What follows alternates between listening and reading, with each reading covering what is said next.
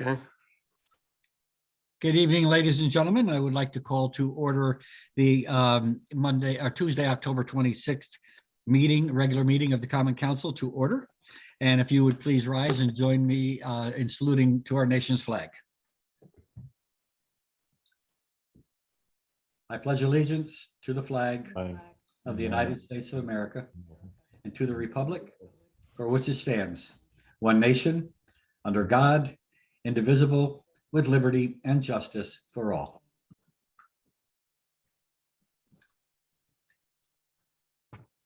Okay, clerk, if you'll please call the roll. Mr. Burnett, Present. Ms. Johnson, Present. Mr. Langella, Mr. Sacchinelli, Present. Ms. Smith, Here. Mr. Huvelman, Present. Mr. Roberts, Present. Ms. Ravulis, Here. Ms. Young, Here. Mr. Kites, Here. Mr. Theodorides, Here. Mr. Keegan, Here. Mr. Serenides, Here. Mr. Livingston, Here. Ms. Shanahan, Here. 14 present. You have a quorum. Thank you. The next item on the agenda is the acceptance of the minutes of the regular meeting of October 12th, 2021. Do I have a motion? Made by Ms. Revolus. Any corrections, deletions, omissions, additions?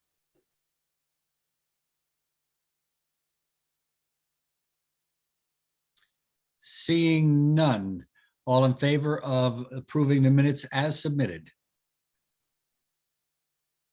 Opposed? And abstentions? Minutes that carries unanimously. Next item is public participation. Do we have anybody that's joined the meeting that wishes to address the council? I don't think so, Mayor, but if we have a few attendees. If you'd like to address the council, please raise your hand electronically now. No, I don't think we have anyone tonight, Mayor. Okay. Is there any council person that has anything from a constituent that they feel needs to be read into the record? Ms. Shanahan. I think that Ms. King has a comment from Diane Lauricella that she's going to read. Is that right? Okay, great. Okay, and the other council person? Okay, Ms. King, would you read your correspondence into the record, please? Ms. Lauricella sent this to the whole council as well. Common Council, Mayor Rilling, and staff, I'm in enthusiastic support of the tree ordinance up for a vote tonight. I regret that I could not attend your Zoom meeting tonight, but wanted to commend the Common Council, especially the work of the ordinance chair, Shanahan, her ordinance committee, the tree advisory committee, the DPW and legal staff, and groups such as the Tree Alliance and NRWA in drafting needed changes to our city's tree ordinance. These efforts come at a time when society is starting to realize the important roles that trees and shrubs play in helping reduce the impact of climate change and providing a healthier and safer city. While this ordinance makes many needed changes, I do hope that the council will be open to amendments in the coming months related to helping to create an educational series for both the homeowners, the school children, and our tree industry, as well as all citizens. In addition, I hope we can begin to value our trees based on not only their height and girth, but on their actual ecosystem service value, an actual monetary estimate that accounts for the work a tree does to treat our air, our water, and our soils. Thank you again for lifting up this topic, Diane Lauricella. Thank you. Any further correspondence? Okay, seeing none, we will move on to resignations and appointments, which there are none. And then the mayor's remarks section. I have a couple. Live Green, Connecticut is planning a Route 7 electric vehicle corridor celebration press conference at Fodor Farms Wednesday, October 27th at 11 a.m. Live Green, Connecticut, Connecticut Deep, and the Federal Highway Administration announced that Route 7 has been officially designated as an electric vehicle corridor.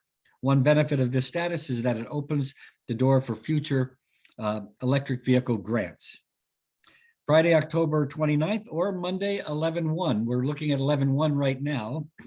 At long last, the city will be naming a part of Chestnut Street after former officer Cesar Ramirez, who, as you know, unfortunately passed away he passed away last year with 2 honorary street signs. Cesar was, I guess, the quintessential community police officer. He was always out in the public, knew everybody, always had a smile on his face, always was there for the children at Side by Side, the children at Columbus Magnet. And when he passed, there was an outpouring of love and respect for him that I think we all witnessed and made us realize just how special he was to our city. So you're welcome to join us. I was speaking with Mrs. Ramirez today. We're not sure whether it's going to be Friday, but that seems like it might not happen. So we may be pushing it to Monday, but we'll keep you all posted. This weekend is Halloween. I believe it's also fallback. I'm not sure. I think Saturday night might be fallback. If I'm wrong, please correct me. Please remember to continue to take precautions such as trick-or-treating in small groups and incorporating a cloth or surgical mask into the costumes. Avoid indoor parties and gatherings. And if a doorstep is crowded with trick-or-treaters, patiently wait your turn and don't crowd the doorway. It's also, some people will leave a bucket or a basket with prepackaged treats outside. People can just go up and take it on their own. So I hope our community has a safe and enjoyable Halloween. I know it's always a special time for children. Starting Monday, November 1st and throughout the month of November, special pumpkin composting bins will be available at the Norwalk Transfer Station and Rowayton Community Center during normal business hours. This allows the residents to turn their pumpkins into compost instead of throwing them into the waste stream. Complete details are at norwalkt.org. Tuesday, November 2nd is Election Day. Please remember to vote either in person or by absentee ballot. To find your polling place, visit norwalkt.org/town-clerk. Remember that this season, like last year, is a no excuse absentee ballot. You can get an absentee ballot for any reason whatsoever, because some people might be concerned about going to the polls. On Thursday, November 4th, Nuance Help invites the public to a special kickoff event for Light the City Purple from 5 p.m. to 5:40 p.m. at 50 Washington Street Plaza for Pancreatic Cancer Awareness Month. Norwalk Hospital will provide complimentary purple light bulbs to businesses and residents to join the fun by adorning their buildings, offices, stores, and homes with purple lights, ribbons, and decorations throughout the month. I certainly encourage our residents and businesses to join us at Light the City Purple in November.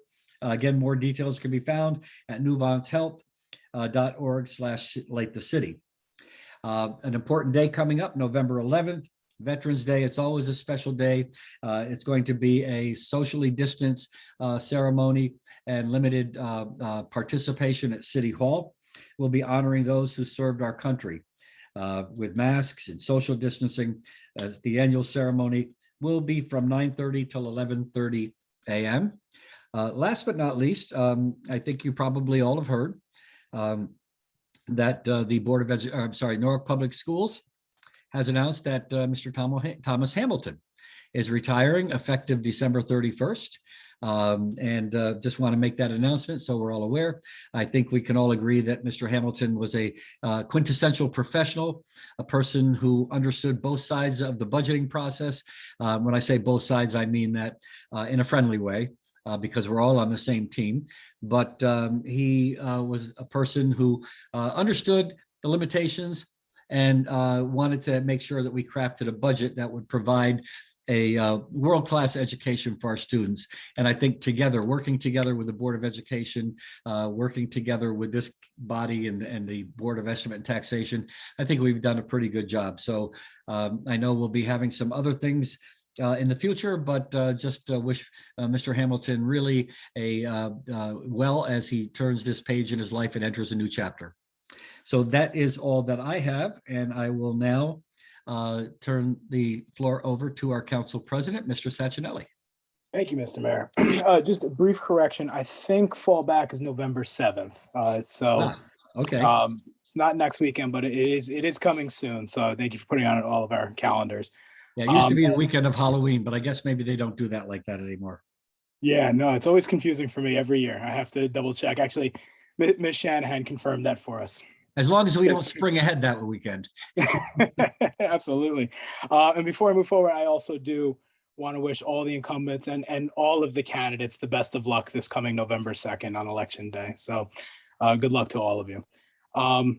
If there's no objections, I would like to move the item number 5A1, General Council Business, to the end of the agenda. Is that okay with everybody?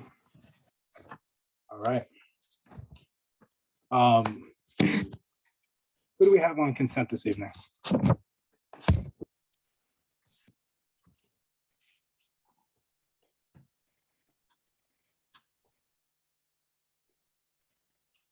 I'll take the consent calendar this evening. It's Darlene, Nick. Starling, Okay. she's muted. Oh, Darlene, you ready?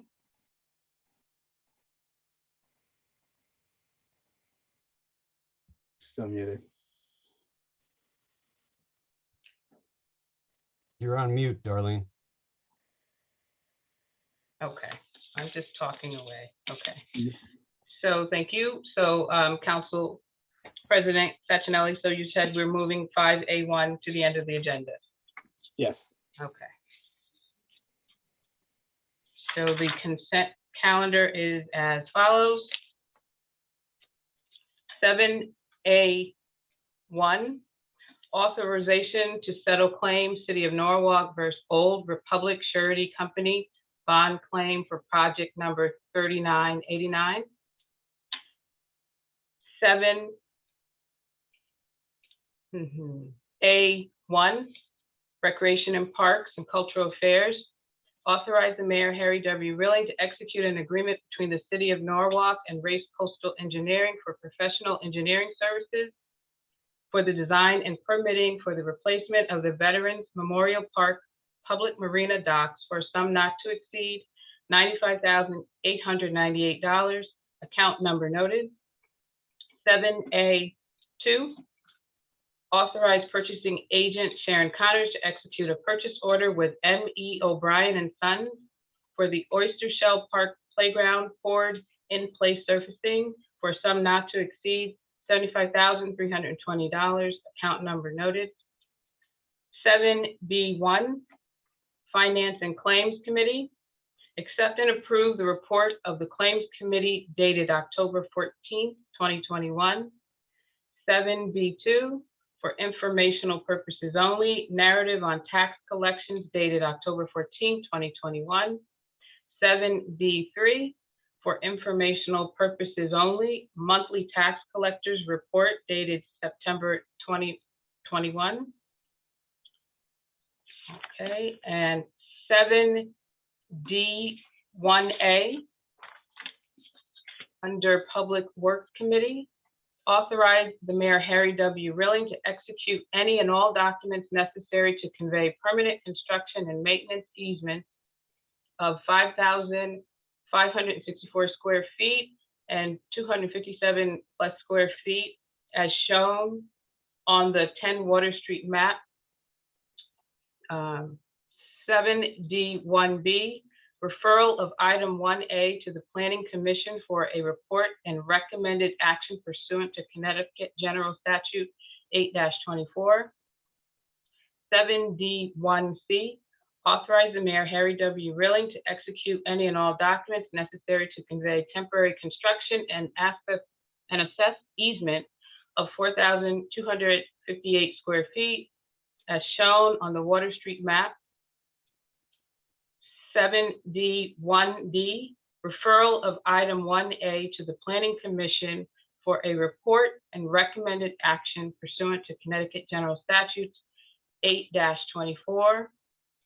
7D1E, authorize the Mayor Harry W. Riley to execute any and all documents necessary to convey 3 permanent wetland mitigation easements of 8,022 square feet, 6,838 square feet, and 4,009 square feet each, together with 3 temporary access easements of 6,871 square feet, 2,022 square feet, and 15,300 square feet each, and a temporary 7,014 square feet construction easement as shown on North Water Crescent Street map.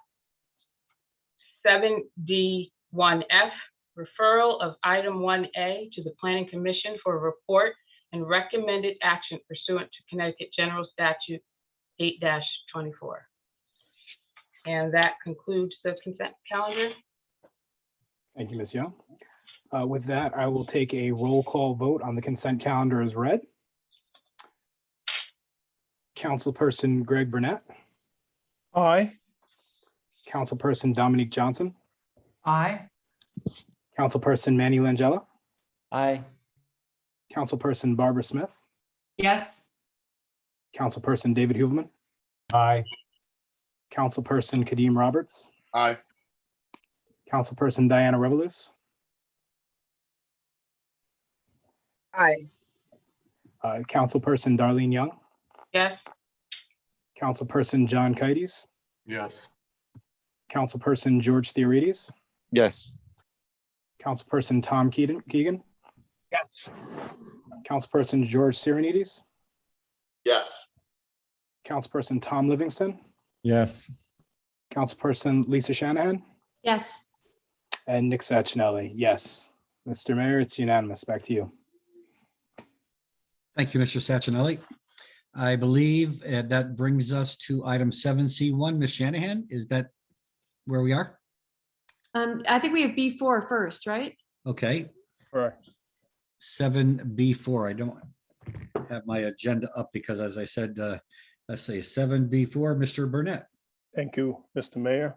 So item 7B4 on the Finance and Claims Committee resolution, approve a special capital appropriation in the amount of $650,000 to repair damage to the Rowayton Avenue Bridge over Keeler Brook and authorize the issuance of general obligation bonds or notes of the city in an amount not to exceed $650,000 to finance said capital appropriation capital project as noted.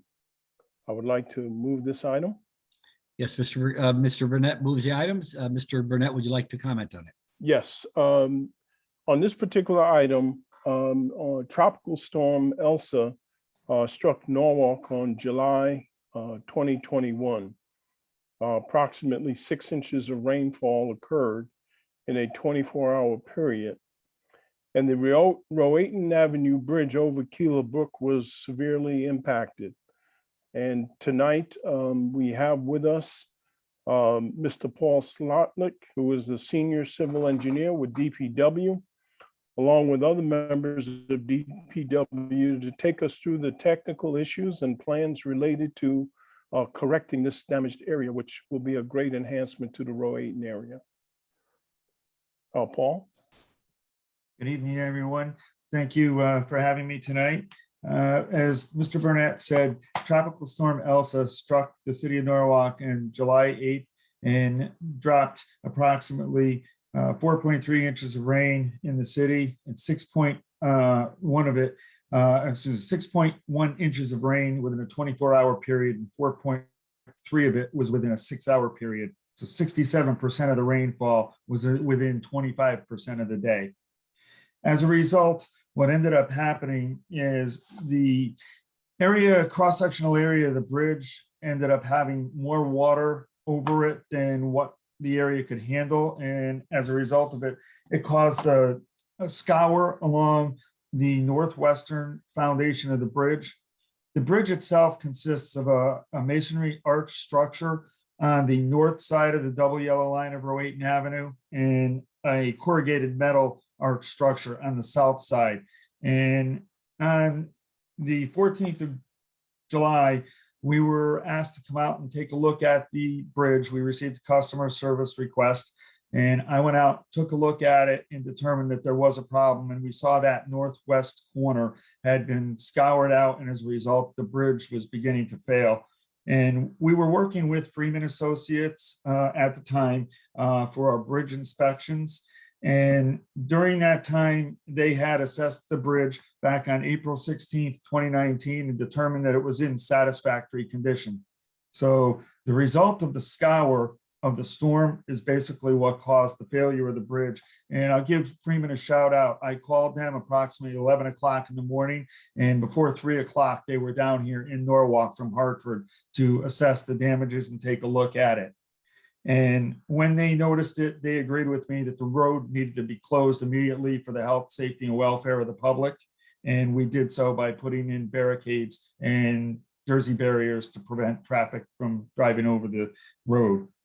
At that point in time, they assessed that the bridge was in a failed condition and needed to be repaired.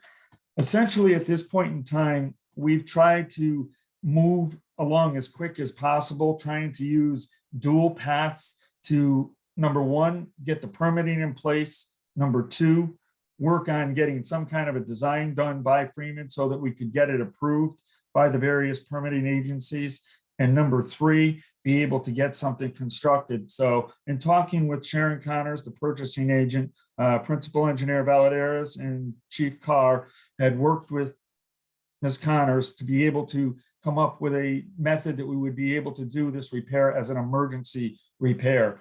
And the three key things that we're having to consider and have a major impact on this is the permitting.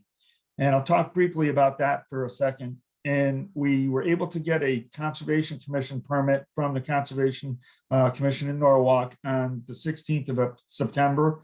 And right now, the next permitting issue is we have to get a Connecticut Department of Energy and Environmental Protection and U.S. Army Corps of Engineer permit. We have a permit meeting scheduled for November 4th, which is next week. So we're working on that. The second issue is the material lead time. And in doing a joint venture basically with Chimbrow Middlesex to be able to try and get them to look at the bridge and give us an assessment and determine their ability basically to get the materials in a quick time, because an average contractor of the city of Norwalk would not be able to get a box culvert manufactured fairly quickly because of the procurement time. It would take a long lead time to make this and get it done. So we've been working with Chimbrow Middlesex to be able to get them to check their sources. And as a large contractor with contacts around the country, they've got contacts with a precast company that would be able to get the material manufactured in far less time than it would take anybody else to do.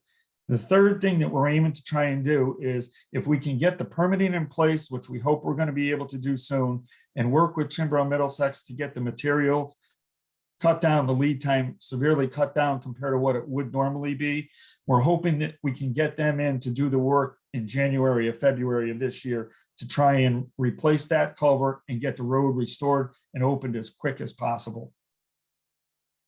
And I can go into some more of the engineering and technical stuff if you'd like me to. But at this point, what we're doing with Freeman is getting the hydraulic and hydrologic analysis done so that we can determine the final cross section of the bridge. And what we're looking to do through the permitting is emulate the existing hydraulic capacity of the bridge so that no more water will be allowed through, so it won't flood anybody downstream, but yet not retain any more water than it had before and not flood anybody upstream. And in doing that, it's very sensitive to get it to the exact cross-sectional size. But if we emulate that hydraulic capacity, it saves us from having to do what would probably be about a year to a year and a half of permitting applications through Connecticut DEP and the Army Corps of Engineers. So we're looking to emulate that exactly the way it is. We're going to put back a wing wall and a structure that would basically look similar to the stone that's out there in the stone veneer arch that's there.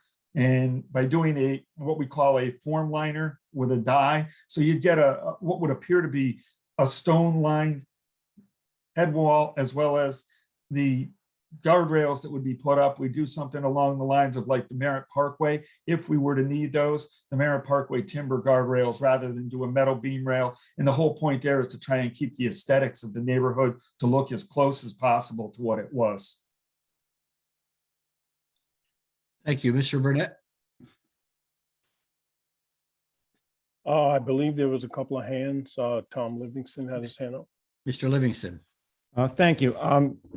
I just want to thank Paul, Vanessa, and Anthony for this work. And this is a particularly important roadway. I mean, it takes a lot of traffic from Route 8 up to Brookside and out to Route 1. So it's a critical road, and I really do appreciate the hard work and the diligence that the DPW has put into this. I mean, first they promptly identified the problem, and they're fast tracking the solution. It's really greatly appreciated. You know, I know it's not been easy, particularly with supply chain issues, with the water flow, with 5 Mile River, but I realize that you can appreciate all that you guys have been doing to make sure this does move as expeditiously as possible. So I appreciate it, and I know all the neighbors do as well. So thank you. Thank you, Mr. Livingston. Ms. Shanahan. Yes, I too want to thank DPW, Paul and Anthony for getting on top of this. It's been a real troublesome area over there with all the flooding that we're experiencing even this evening. And so the neighbors are really appreciating your attention there. And it's a big relief to hear you say, and I'm sure I'd like to hear you say it again, that there won't be any impacts upriver or downriver, because there has just been so much impact given all of these rainstorms. So we really appreciate that. And perhaps when we're ready to get moving, maybe we can have another neighborhood meeting so we can reassure the neighbors of exactly what the engineering is going to result in. But thank you for all of the efforts that you guys have been making, and you've been taking a lot of phone calls from that whole area about the flooding that's going on there, and we appreciate your prompt responses on that as well. Thank you. Thank you. Any further comment, discussion, questions? Okay, seeing none, Mr. Burnett has moved the item. All in favor? Opposed? Abstentions? That's Ms. Smith is abstaining. So it carries 13 in favor. I'm not then- abstaining. Oh, okay. I'm not abstaining. That's a yes. My internet's unstable. Okay. Sorry. Maybe I was a little bit too fast with my abstention. Okay, so it was carried unanimously, 14 in favor. Thank you, Ms. Smith, for clarifying that. Okay, now that I believe brings us to Ms. Shanahan, 7C1. It's my turn, it is. So I'd like to approve the following revisions or amendments to the following city code sections. Chapter 112, trees and shrubs, sections 112, 1, 2, 3, 4, 5, 6, 7, 8, 9, 10, 11, 12, 13, 14, and 112, 15. And so I want, if I can, just speak a little bit about this, Mayor, about our new tree ordinance. And I'm glad that Paul Sotnick's still on, and I'm sorry that Anthony and Chris Torres is not on, but I'll get started a little bit to give people a little bit of a background. The idea for revising our tree ordinance grew out of a tree summit planning meeting Anthony Carr and I scheduled in May of this year. In attendance to that meeting was a lot of staff from the DPW, Parks and Recs, the Conservation Office, several Common Council members, including Darlene Young, Tom Livingston, and George Sirenides. Representatives from the Tree Advisory Committee attended, as well as a number of conservation groups. And there was a clear consensus from this group that there was more that needed to be done to protect our city tree canopy and to expand it for coming years. So our ordinance committee got right to work. Between councilperson Mr. Livingston and me, I think we read more than 40 local tree ordinances enacted by nearby towns and cities in New York and Connecticut. We interviewed experts for guidance as to the most important features that ought to be included in a tree ordinance. And our initial several drafts were commented on and frankly improved by a large cast of characters, including Anthony Carr, who heads up our DPW group, Chris Torrey, our esteemed tree warden, Ken Hughes, who's the interim chief of our Park and Recs group. He's also an arborist, so his help was very good. Paul Sotnick, who wears many, many hats. He's our deputy tree warden, He's a senior engineer. He's the staff person to the Tree Advisory Committee, and he also sits on the Norwalk Tree Alliance. Alexis Chirichetti, who's our senior conservation officer, Steve Kleppen, the full Tree Advisory Committee, not to mention Brian Candela, who is our staff person and a member of our Corporation Counsel's office. Most importantly, though, we have a huge debt of gratitude to Councilperson Livingston, who, as we said, held the pen. He made sure that every word was carefully chosen and every comma was in place. So what are the new features of our, what are the important new features of our tree ordinance? First, we expand the role of the tree warden to take a more proactive role in assessing our tree canopy, protecting trees during construction, and also over pruning from the public utilities. We've expanded the role of the Tree Advisory Commission. There are tree experts in town, so we've asked them to oversee the creation of a master tree plan as well as an annual state of the forest that we want them to make every year to the mayor and to the Common Council.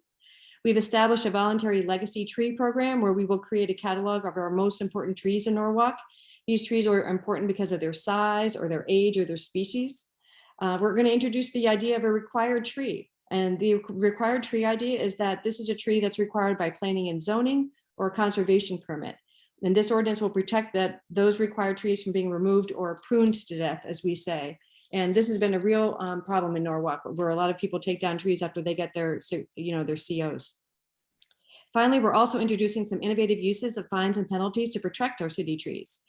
We've decided that trees can be replaced by replacing it with one that's of like kind and size. That can be very expensive if it's a large tree. A tree can be replaced by using several trees to match the inch for inch replacement of the tree's DBH, which is the width of the tree.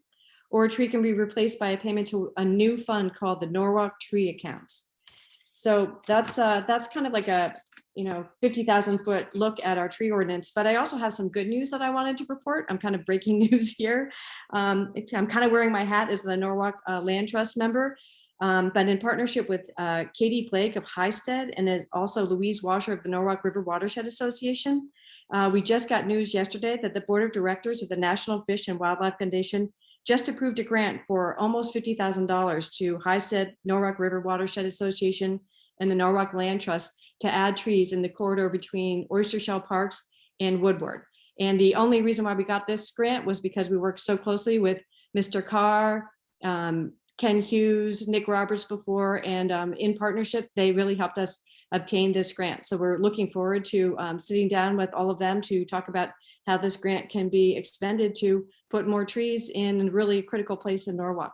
So I'm happy to open up discussion for any questions that people might have about the tree ordinance or any further comments. Mr. Livingston. Thank you. First off, congratulations on the grant. That's great news. Really glad to hear that. I really want to particularly commend Ms. Shanahan for driving this process. It's been a long one. From when she first organized the Tree Summit planning meeting she just referenced, to reaching out to neighboring communities and experts. She's been working extremely hard on this for a long time, and I think our efforts really show in the result. And I think it's a great result, and I think we owe her a great debt of gratitude.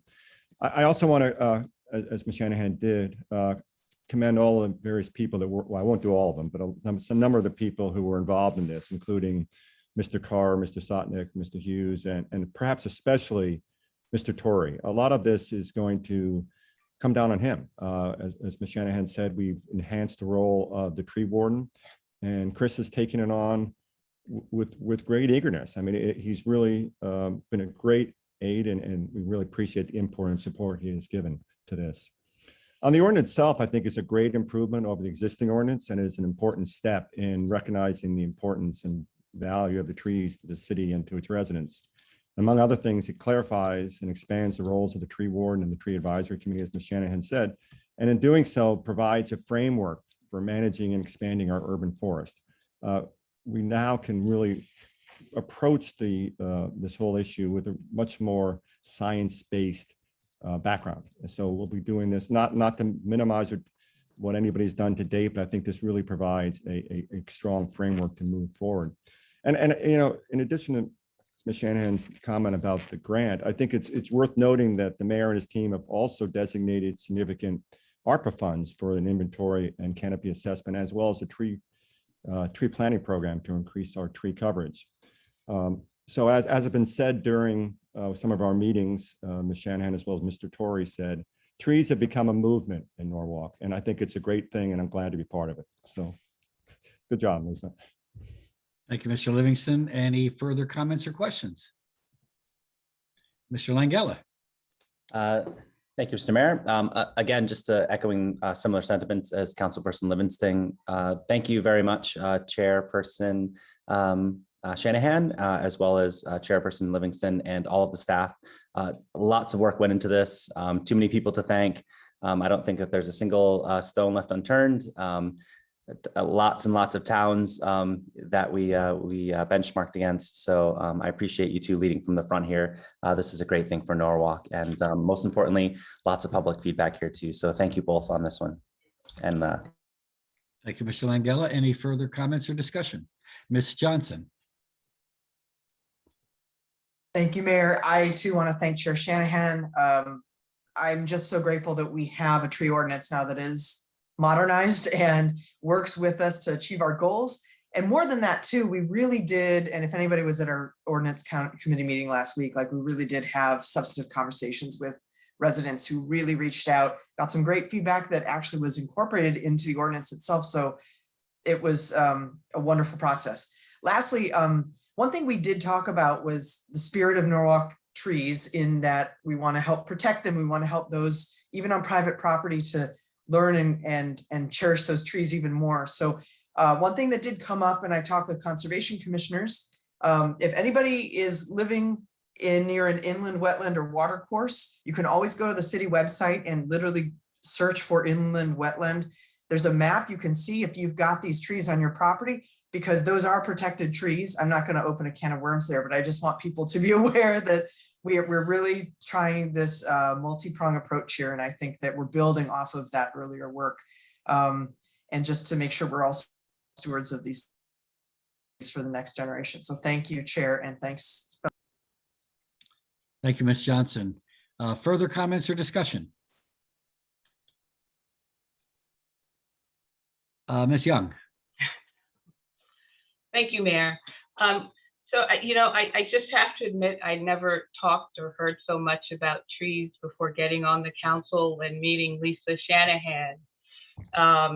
And just want to say kudos to Lisa and the entire ordinance committee, because I'm sure this was a labor of love and a lot of hard work. And I think it speaks to a couple of issues that we've heard the public and have listened to the public. And I know that all of you have been on this council before me, have heard residents talking about trees, but I think we finally got to that point and place where we're really making a strategic difference, and not just talking about it, but actually having something on paper with teeth to help us move forward, to respond to all those comments about, Fairfield County and Norwalk having, such a smaller tree canopy than our surrounding urban areas. So I really think this is a really great step in the right direction. And I think it also speaks to our staff. I mean, and as you said, a lot of this at the end of the day is going to fall on the shoulders of the folks who work for the city.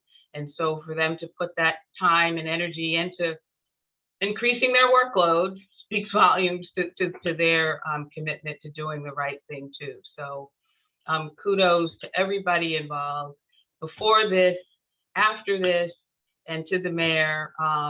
Paul, I think is probably the biggest tree hugger that I know, but I'm sure I know more. It just speaks volumes to the commitment of the city moving forward. And it takes some time, right? It takes time to get to this point, but the bottom line is we're here. So thank you. Thank you, Ms. Young. Ms. Smith, and then Ms. Revoluth.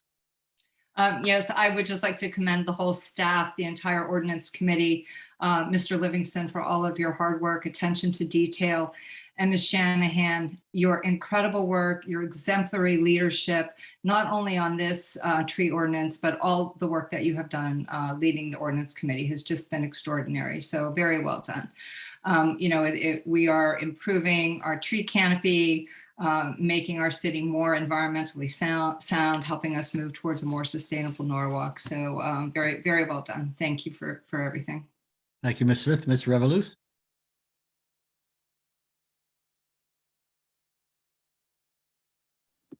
Okay, so if my computer works. That being said, I just wanted to say, as a tree hugger, I think this is a great move for all of Norwalk, and to look at Norwalk as a more holistic approach. Holistic also involves our environment. I especially want to give appreciation to the fact, to understanding that, you know, our sections are still one town, and it affects each and every one, from the lack of trees to the development that causes flooding in other areas. We are all connected and touch each other. So I am a person who really am happy that this was being done even before I came onto this council, because I was a person a little upset as a parent seeing trees come down. So to Ms. Shanahan, and to Councilman Livingston, I think you guys did an amazing job with this. I hope and we continue that, not only for our surrounding areas, but for our people individually, that we look towards a more holistic Norwalk overall. And just for our kids and our future, this is great. Thank you. Thank you, Ms. Revoluth. Any further comments? Mr. Hooverman? Yes, thank you, Mr. Mayor. I just want to quickly say thank you to Chairperson Shanahan and to Mr. Livingston for the work, and the staff, you know, echoing what others have said. And I want to just briefly say the two things that the excitement of working on this was wonderful, but also the enhancement of the legacy tree program, and the idea of the invitation for members of our community to put their trees, you know, that would be a legacy tree, I think is really wonderful. And the strengthening of the required tree provision, I think is wonderful. And I think that this gives a lot of tools to Mr. Torre to work with, and for Mr. Sotnick as well. You know, I think it's a fantastic thing, and I'm so happy that we were able to accomplish this. Thank you, Mr. Hooverman. Further comment or discussion? I too would like to thank Ms. Shanahan and the Ordinance Committee. Wonderful job. So needed, and I'm encouraged about what this is going to mean for the future, and how we're going to move forward with more trees, more funding, more grants, and those kinds of things, so we can make our community more beautiful and healthier. Thank you. Okay, seeing no further comments or questions, I'll take a vote. All in favor? Opposed? I didn't think so. Abstentions? Motion carries unanimously. Thank you. Okay, so I think I need now a motion to go into, yes, Ms. Revoluth? Oh, we thought we forgot. We were going for adjournment. Yeah, No, that's no. what I was. I No. forgot about the executive forgot order, but about I'll do executive that. session. I'll do the executive order though. I need a I mean, motion the to go in. executive session. Okay, so Ms. Revoluth makes a motion to go into executive session. All in favor? Opposed? And abstentions. And we are going into executive session for item 6A1, authorization to settle claim of City of Norwalk and Old Republic Surety Company bond claim. So it is now 8:15 and we are going into executive session. Okay, well, I have a different agenda then. Oh, yeah, you have it's item 1A, discussion regarding litigation titled City of Norwalk and City of Norwalk Redevelopment Agency versus ILSR Owners LLC and Wall Street Opportunity Fund LLC, which is currently pending in the Stanford Norwalk Judicial Okay, District. we'll correct that when we come out of executive session. Back in public session. I'm sorry. And now time is now 8:36. We are back in public session. To clarify the record, the item that was discussed in executive session was item number 5A1, discussion regarding litigation titled City of Norwalk and City of Norwalk Redevelopment Agency versus ILSR Owners LLC and Wall Street Opportunity Fund LLC, which is currently pending in the Stanford Norwalk Judicial District at Stanford.